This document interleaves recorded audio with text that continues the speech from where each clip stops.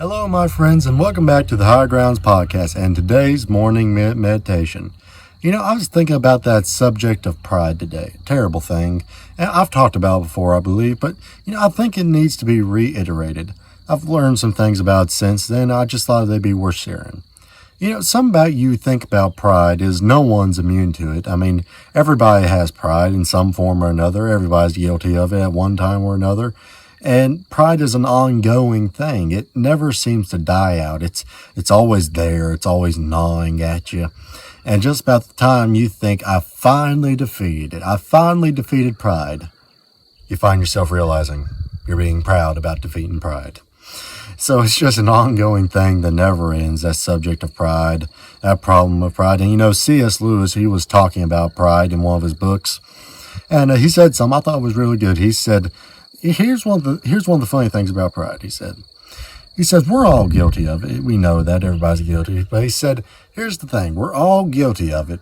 But he says, what's funny is when somebody else seems to show a bit more pride than others, and you know what I'm talking about, when somebody is being very prideful or boastful, he says, whenever you see those type of people, he says, we so seriously and so savagely judge them. He says, but they're no more guilty than we are. We're all guilty of the same thing. Just because they act out more doesn't mean they're any more guilty than we are. So we're all guilty of pride, and it's not a matter of who's worse or who has more pride or who has less pride. We all have pride. It's all something to be ashamed of. And pride, one of the things I found is that when it comes about, it can bring some of the greatest men down to the slums.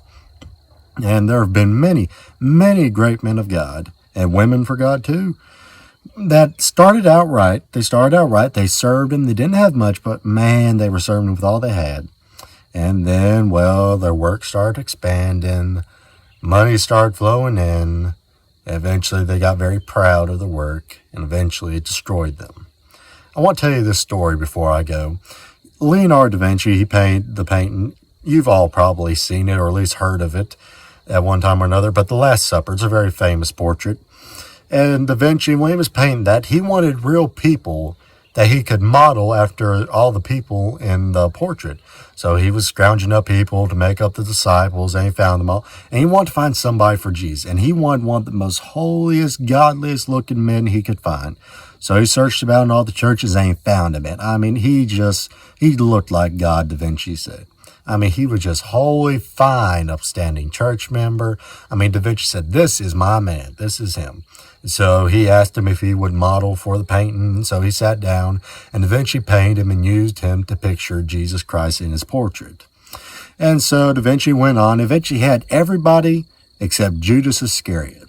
Now for Judas, he wanted a wicked-looking man. He wanted a terrible, just filthy, low-down, sinful-looking man is what he wanted.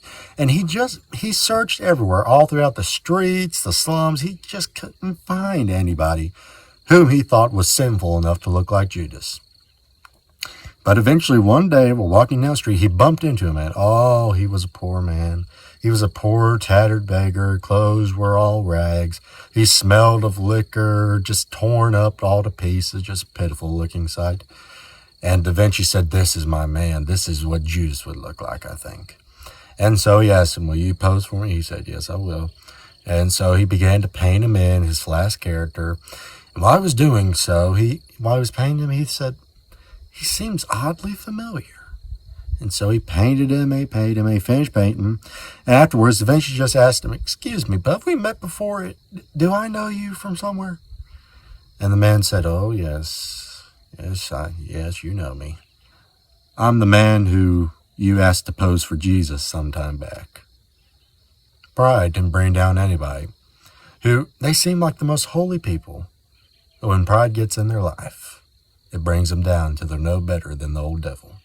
Hey, this has been a simple thought, but I hope you have a great day.